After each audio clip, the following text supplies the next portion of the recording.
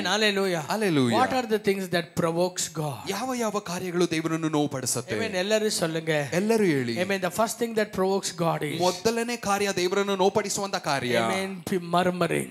ಗುಣಗುಟ್ಟುವುದು. Hallelujah. Hallelujah. Hallelujah. Hallelujah. God hates murmuring. ದೇವರು ಗುಣಗುಟ್ಟುವಿಕೆ ತನೆಯನ್ನು ತ್ಯಜಿಸುತ್ತಾರೆ. Amen. God never looks at those people who pray and still murmur. ಪ್ರಾರ್ಥನೆ ಮಾಡಿ ಗುಣಗುಟ್ಟುವಂತ ಜನರನ್ನು ದೇವರು ತಿರುಗಿ ನೋಡುವುದೇ ಇಲ್ಲ. Hallelujah. Hallelujah. Hallelujah. Hallelujah. I spoke to you from the life of Israelites when they came out of Egypt. Israel ಜನರು ಐಗುಪ್ತ ದೇಶದಿಂದ ಹೊರಬಂದ ಆ ಒಂದು ಕಾರ್ಯದಲ್ಲಿ ಅವರ ಕುರಿತು ನಿಮಗೆ ಮಾತಾಡಿದೆ. These people were murmuring people. ಈ ಜನರು ಗುಣಗುಟ್ಟುವಂತ ಜನರು. Their words really provoked God. ಅವರ ಮಾತುಗಳು ನಿಜವಾಗ್ಲೂ ದೇವರನ್ನು ಕೋಪಪಡಿಸಿತು. It was hurting the leader. ಅದು ಆ ನಾಯಕನನ್ನು ಕೂಡ ನೋವುಪಡಿಸ್ತಾ ಇತ್ತು. So what happened? ಅದಕ್ಕೆ ಏನಾಯಿತು?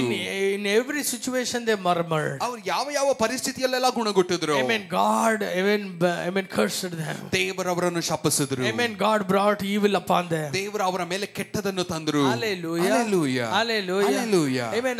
I pray ನಾ ಪ್ರಾರ್ಥಿಸುತ್ತೇನೆ that God will keep us away from murmuring. ಗುಣಗುಟ್ಟುವಿಕೆತನದಿಂದ ದೇವರು ನಮ್ಮನ್ನು ದೂರ ಇಡಲಿ. எவ்வளவு பேர் ஆமென் சொல்றீங்க? ಎಷ್ಟು ಜನ ಆಮೆನ್ ಅಂತೀರಾ? Amen. How many of you can tell to me that this week I have never murmured? ಎಷ್ಟು ಜನ ಹೇಳಲು ಸಾಧ್ಯ ಈ ವಾರ ನಾನು ಗುಣಗುಟ್ಟೇ ಇಲ್ಲ? Amen. After hearing the sermon, ನಾನು ವಾಕ್ಯವನ್ನು ಕೇಳಿದ ನಂತರ I have stopped murmuring and சொல்றவங்க கொஞ்சம் கையை உயர்த்துங்க பார்க்கலாம். ಗುಣಗುಟ್ಟುವುದನ್ನೇ ನಾನು ನಿಲ್ಲಿಸಿದ್ದೇನೆ ಅಂತ ಹೇಳುವವರು ಮಾತ್ರ ಕೈಗಳನ್ನು ಎತ್ತುತ್ತೀರಾ? Amen. ಸುಮ್ಮನೆ ಎತ್ತಬಾರದು ಕೈನಾ. ಸುಮ್ಮನೆ ಎಲ್ಲ ಕೈ ಎತ್ತಬೇಡಿ. Amen. Hallelujah. Hallelujah. Amen. Some people are saying ಸ್ವಲ್ಪ ಚೇಂಜ್ ಆಯ್ತಾ ಇದೆ. ಕೆಲವೊಬ್ರು ಹೇಳ್ತಾ ಇದ್ದಾರೆ ಸ್ವಲ್ಪ ಬದಲಾವಣೆ. I pray that today you will completely change. ನಾ ಪ್ರಾರ್ಥಿಸ್ತೇನೆ ಇವತ್ತು ಪರಿಪೂರ್ಣವಾಗಿ ಬದಲಾಗ್ತೀರಾ? Amen. I tell you something. ನಿಮಗೆ ನಾ ಹೇಳ್ತೇನೆ, God is beyond our comprehension. ದೇವರು ನಮ್ಮ ಕಲ್ಪನೆಗಿಂತಲೂ ಆತನು ಮಿಗಿಲಾದವನು. Amen. He is beyond our description. ನಾವು ಆತನನ್ನು ವರ್ಣಿಸುವುದಕ್ಕಿಂತಲೂ ಆತನು ಮಿಗಿಲಾದವನು. Amen. We are just living in the footstool of God. ನಾವು ದೇವರ ಪಾದ ಪೀಠದಲ್ಲಿ ಇದ್ದೇವೆ. Amen. We have no rights to murmur against God. ದೇವರ ವಿರೋಧವಾಗಿ ಗುಣಗುಟ್ಟುವುದಕ್ಕೆ ಯಾವ ಅರ್ಹತೆಯೂ ನಮಗೆ ಇಲ್ಲ. Hallelujah. Hallelujah. Hallelujah. Hallelujah. How does a government accept when I speak against the chief minister? ನಾನು ಒಂದು ಚೀಫ್ ಮಿನಿಸ್ಟರ್ ವಿರೋಧವಾಗಿ ನಾನು ಮಾತಾಡಿದ್ರೆ ಸರ್ಕಾರ ಅದನ್ನು ಹೇಗೆ ಸ್ವೀಕರಿಸುತ್ತೆ? Amen. In the same way, ಅದರ ಪ್ರಕಾರವೇ when you are in the Lord's kingdom, ನೀವು ದೇವರ ರಾಜ್ಯದಲ್ಲಿ ಇರುವಾಗ you have no rights to speak against the king. ಆ ರಾಜನ ವಿರೋಧವಾಗಿ ಮಾತಾಡುವುದಕ್ಕೆ ನಿಮಗೆ ಯಾವ ಅರ್ಹತೆಯೂ ಇಲ್ಲ. We are not double-minded people. ನಾವು ಎರಡು ಮನಸ್ಸಿರುವಂತ ಜನರಲ್ಲ. Amen. What did God say to the people of Israel? Israel ಜನರಿಗೆ ದೇವರು ಏನಂತ ಹೇಳಿದ್ರು? When you hear his voice, ನೀವು ಆತನ ಸ್ವರವನ್ನು ಕೇಳುವಾಗ never harden your heart like how your forefathers did in the wilderness. ಆ ಒಂದು ನಿನ್ನ ಹೃದಯಗಳನ್ನು ನಿನ್ನ ತಲೆಮಾರುಗಳು ಹೇಗೆ ಹೃದಯಗಳನ್ನು ಕಠಿಣ ಮಾಡಿಕೊಂಡ್ರೋ ಹಾಗೆ ನೀ ಮಾಡ್ಕೋಬೇಡ. Amen. Hallelujah. Hallelujah. Always surrender to God. ಯಾವಾಗಲೂ ದೇವರಿಗೆ ಅರ್ಪಣಿಸು. Amen. If you want to cross through that problem, ಆ ಸಮಸ್ಯೆಯನ್ನು ನೀ ದಾಟಿ ಮುಂದೆ ಹೋಗಬೇಕಂದ್ರೆ, amen, your murmuring is not the solution. ಗುಣಗುಟ್ಟುವಂತದ್ದು ಅದು ಉತ್ತರವಲ್ಲ. Amen. What you need to do? ನೀವೇನು ಮಾಡಬೇಕು? Submit to God. ದೇವರಿಗೆ ಅರ್ಪಣಿಸಿ. Resist the devil. ದುರಾತ್ಮವನ್ನು ಎದುರಿಸಿ ನಿಲ್ಲಿರಿ. And he will flee from you. ಆತ ನಿಮ್ಮನ್ನು ಬಿಟ್ಟು ಓಡ್ತಾನೆ. Do you say amen with me? ಎಷ್ಟು ಜನ ಆಮೆನ್ ಅಂತೀರಾ? ಎಲ್ಲರೂ சொல்லுங்க, I will resist the devil. ಎಲ್ಲರೂ ಹೇಳಿ ನಾ ದುರಾತ್ಮನ ವಿರೋಧವಾಗಿ ನಿಲ್ತೇನೆ. Amen. How to resist the devil? ಹೇಗೆ ಆ ದುರಾತ್ಮನ ವಿರೋಧವಾಗಿ ನಿಲ್ಲೋದು? What is resisting the devil? ಆತನ ವಿರೋಧವಾಗಿ ನಿಲ್ಲುವಂತದ್ದು ಅಂದ್ರೆ ಏನು? If devil wants to come near me, ಈಗ ಸೈತಾನನು ನನ್ನ ಹತ್ರ ಬರಬೇಕು I ಅನ್ಕೊಂಡ್ರೆ will resist him. ನಾ ಆತನನ್ನು ತಡಿತೇನೆ. Hey, go.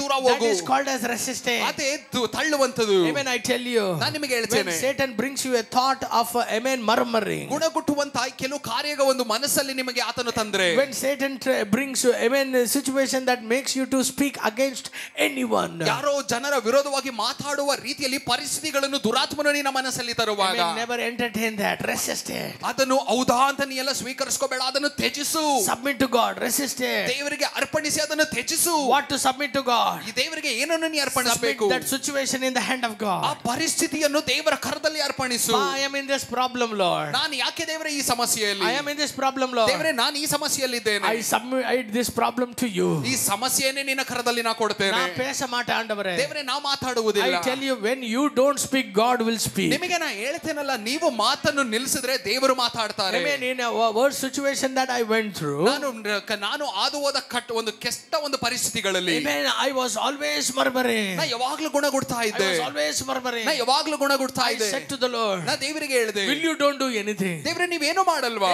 ಅನ್ಯಾಯ பண்ணಲಿ அவங்க எனக்கு. ಅವರು ನನಗೆ ಅನ್ಯಾಯ ಮಾಡಿದ್ರಲ್ಲ. நடந்தது ಅನ್ಯಾயம் இல்லையா? ಈಗ ನಡೆದಿರುವಂತದ್ದು ಅನ್ಯಾಯ ಅಲ್ವಾ? ನೀವು ಪೇಸ ಮಾಟಿಂಗ್ಲಾ? ನೀವು ಮಾತಾಡಲ್ವಾ? The Lord said to me, ದೇವರು ನನಗೆ ಹೇಳಿದ್ರು, until you speak, ನೀನು ಮಾತಾಡದ ನೀನು ಮಾತನ್ನು ನಿಲ್ಲಿಸುವ ತನಕ, ನೀ ಮಾತಾಡೋವರೆಗೂ, ನೀ ಮಾತಾಡುವವರೆಗೂ I won't speak. ನಾನು ಮಾತಾಡುವುದಿಲ್ಲ. I never speak. ನಾನು ಮಾತಾಡುವುದಿಲ್ಲ. But when you give it into my hand, ನೀನು ನನ್ನ ಕರದಲ್ಲಿ ಕೊಟ್ಟರೆ I will speak to them. ನಾನು ಅವರ ಬಳಿ ಮಾತಾಡ್ತೇನೆ. Amen. Hallelujah. Hallelujah. How beautiful it is. ಅದು ಎಷ್ಟು ಸುಂದರವಾದದ್ದು. ಬೇರೆ ನೋಡಿ ಸೇರಿದ ಆಮೇನ್ சொல்றீங்க. ಎಷ್ಟು ಜನ ನನ್ನ ಜೊತೆ ಆಮೇನ್ ಅಂತೀರಾ? ನನ್ನ ತಲೆ ಗ್ರೈಂಡರ್ ಅಲ್ಲಪ್ಪ. ಅಯ್ಯೋ ನನ್ನ ತಲೆ ಗ್ರೈಂಡರ್ ಅಲ್ಲ. ಪಕ್ಕದಲ್ಲಿ ಇರೋರನ್ನ பார்த்து சொல்லுங்க. ಎಲ್ಲರೂ ಪಕ್ಕದಲ್ಲಿರೋರನ್ನ ನೋಡಿ ಹೇಳಿ. ನನ್ನ ತಲೆ ಮಿಕ್ಸಿ ಗ್ರೈಂಡರ್ ಅಲ್ಲಪ್ಪ. ನನ್ನ ತಲೆ ಮಿಕ್ಸಿ ಅಥವಾ ಗ್ರೈಂಡರ್ ಅಲ್ಲ. ಎಲ್ಲಾನು ಹಾಕೊಂಡು ಚಚ್ಕೊಂಡಿರೋದಕ್ಕೆ. ಎಲ್ಲ ಹಾಕೊಂಡು ಚಚ್ಕೊಳ್ಳಕ್ಕೆ. Amen. My mind is the place where the cross of Jesus is, because this is the Golgotha.